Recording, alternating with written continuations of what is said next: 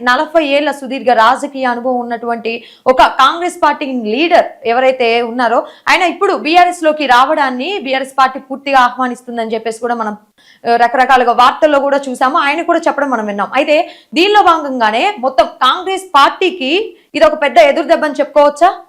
అవునవును, తప్పకుండా. ఎందుకు అని అంటే ఇప్పుడు కాంగ్రెస్ పార్టీ అధికారంలో ఉన్నటువంటి పార్టీ కాబట్టి అసలు జనరల్ గా ఏంటి అని అంటే ప్రతిపక్ష పార్టీలో ఉన్నటువంటి నాయకులు కావచ్చు, కార్యకర్తలు కావచ్చు, లీడర్లు కావచ్చు, వాళ్ళే అధికార పార్టీలోకి మారే అవకాశాలు ఉంటాయి. కానీ ఇక్కడ జరిగినటువంటి వింత కార్యక్రమం ఏంటి అని అంటే అధికార పార్టీని కాదనుకొని చెప్పేసి 40 ఏళ్ల రాజకీయ చరిత్ర కలిగినటువంటి వ్యక్తి ప్రతిపక్ష పార్టీలోకి రావడమే కొంత ఆశ్చర్యానికి గురి చేస్తా ఉంది. సో మొత్తానికి ఆయన పార్టీలోకి రావడం అనేది కాంగ్రెస్ పార్టీకి తీరని లోటును చేకూరుస్తుంది. అదే విధంగా ఆ పార్టీ మీద కొంత ఇబ్బంది పడే అవకాశాలు కూడా ఉంటాయి. ఏ విధంగా అంటే ఇప్పుడు ఎవరైతే కొంత ఇబ్బంది పడి కొంత ఆశావాహులు ఉన్నారో వాళ్ళకు కూడా జీవన్ రెడ్డి లాంటి వాళ్ళే పార్టీ మారినప్పుడు మనం ఎంత అనేటటువంటి అవకాశాలు కూడా వాళ్ళకి ఆలోచన కూడా వచ్చే అవకాశాలు ఉంటాయి. సో మొత్తానికి జీవన్ రెడ్డి పార్టీ మారి బీఆర్ఎస్ చేరడం అనేది కాంగ్రెస్ పార్టీకి ఒక ఎదురు దెబ్బలా కనిపిస్తా ఉంది. At the same time BRS పార్టీకి చాలా ఫిక్సింగ్ అయ్యే అవకాశాలు ఉన్నాయి.